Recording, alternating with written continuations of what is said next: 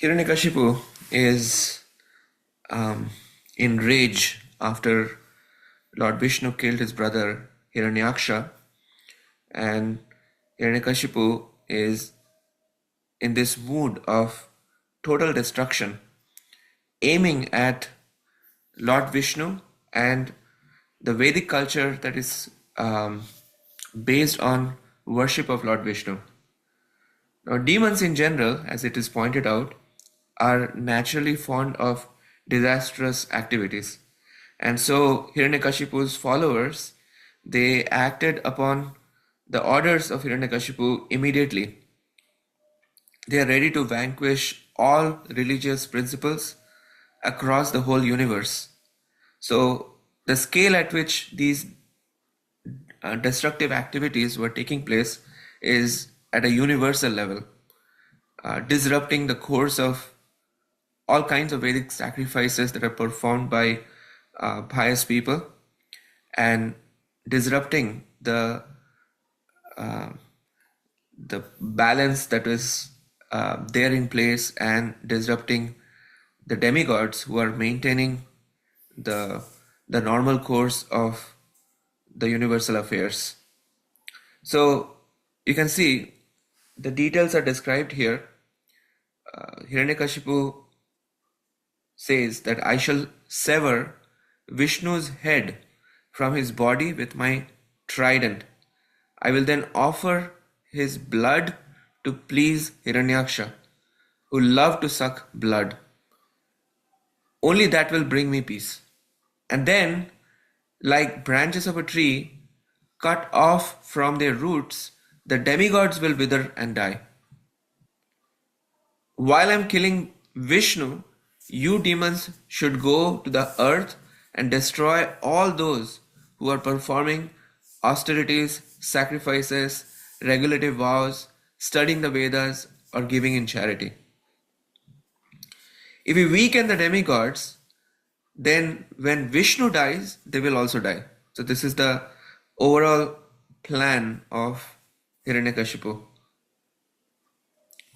Vishnu is generally considered to be the personification of sacrificial and ritualistic ceremonies and the reservoir of all religious principles. He is the shelter of all the demigods, pitas, and of the people in general. Therefore, his order is to kill the Brahmanas, kill the Kshatriyas, kill the Brahmanas, and the Kshatriyas will automatically stop performing yagyas. And then the demigods will starve with no yajnic offerings to satisfy them. And he furthermore orders to go to wherever cows and Brahmanas are protected and cut all the trees at their roots and set fire to all the places wherever people are studying the Vedas. So in this way, Hiranyakashipu is ordering his agents to completely destroy the Vedic culture. And so it is described the order carriers of Hiranyakashipu, they set fire to the cities and simple villages, pasturing grounds and cow pens, the villages of cowherd men, gardens, forests, agricultural fields, the homes of the farmers, hermitages, mountain villages, and all sorts of residential areas and government capitals. They destroyed bridges, city gates, and protective walls, and with axes cut down fruit trees like mango trees, jackfruit trees, and destroyed all the crops. In this way, the idea is that the culture of offering sacrifices was totally interrupted, and the social organization of Varnashrama was completely disturbed. And the demigods, now that there is no more yajnic offerings, were also hampered in performing their own duties, and the demigods came to earth unobserved to see how they could counter the attack. So this is the overall situation that was created by Hiraṇyakaśipu and his followers. Srila Prabhupada, this context gives many strong purports highlighting on important principles. So text number 9, he comments on the differences between the demigods and demons. He writes, the demigods always follow the instructions of the Supreme Personality of Godhead, whereas the demons simply plan to disturb or kill him. Nevertheless, sometimes the demons very much appreciate the full dependence of the demigods upon the mercy of the Lord. Then, in text number 10, he discusses yajna, and text number 12, he discusses the principles of varnashrama dharma. So let's look at text number 10 first, where he writes, a society of thieves can never be happy, for they have no aim in life. The gross materialist thieves have no ultimate goal of life. They are simply directed to sense gratification. Nor do they have knowledge of how to perform yajnas. Lord Chaitanya, however, inaugurated the easiest performance of yajna, namely the Sankirtan yajna, which can be performed by anyone in the world who accepts the principles of Krishna consciousness. And then along the line of Sankirtan yajna, in the 11th purport, Srila Prabhupada writes about the chanting of the holy names. Because the population of the modern world consists mostly of Shudras, the Brahminical culture is now lost and is extremely difficult to re-establish in a proper way. Therefore, Lord Chaitanya has recommended the chanting of the holy name of the Lord, which will revive Brahminical culture very easily.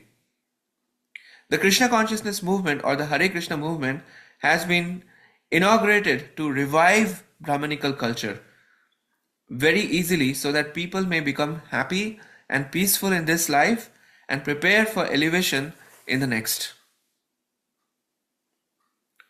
And in text number 12, Srila Prabhupada writes about a kingdom that is ruled by the principles of Varnashrama Dharma. Overall, like in these purports, the Varnashrama culture is indicated as an excellent system to organize and support society while having a strategy to simultaneously uplift the members. And we will see that after the process of pure devotional service is revealed in the first 10 chapters of the 7th canto, the 11th through 15 will discuss more such aspects of Varnashrama system. Okay. Now, in the 12th purport, Prabhupada is writing, unless there is a Brahmana to guide, a Kshatriya to rule perfectly, and a perfect Vaishya to produce food and protect the cows, how will people live peacefully? It is impossible. And the flip side of the Varnashrama culture is simply a culture of envy or exploitation, and these days the exploitation is further accelerated by the scientific development. So text number 13, Prabhupada writes, in the present day, scientific advancement exemplifies such envy. So this is text number 13. The discovery of nuclear energy has been disastrous to people in general because demons all over the world are manufacturing nuclear weapons. So Prabhupada is essentially likening to all these development to how in Hiraṇyakashipu's regime also a lot of innovative ways were getting discovered to to completely destroy the Vedic culture. The demoniac people, the demoniac persons who want to kill the Vedic culture are extremely envious of the feeble citizens, and they act in such a way that ultimately their discoveries will be inauspicious for everyone. Jagato ahitaha. This is coming from the 16th chapter of the Bhagavad Gita, which describes the divine and the demoniac nature, which fully explains how demons engage in sinful activities for the destruction of the populace.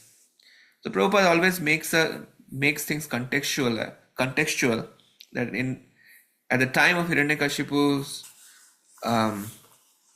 regime, there was so much of havoc created just because he was angry with Lord Vishnu, and anything in relation to Lord Vishnu was subjected to destruction.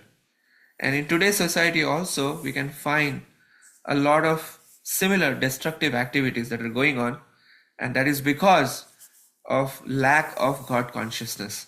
And that's the point Srila Prabhupada is making, that when we do not have God consciousness, there must be envy. And envy always leads to destruction. So next we are going to see how Hiranyakashipu offers some spiritual advices.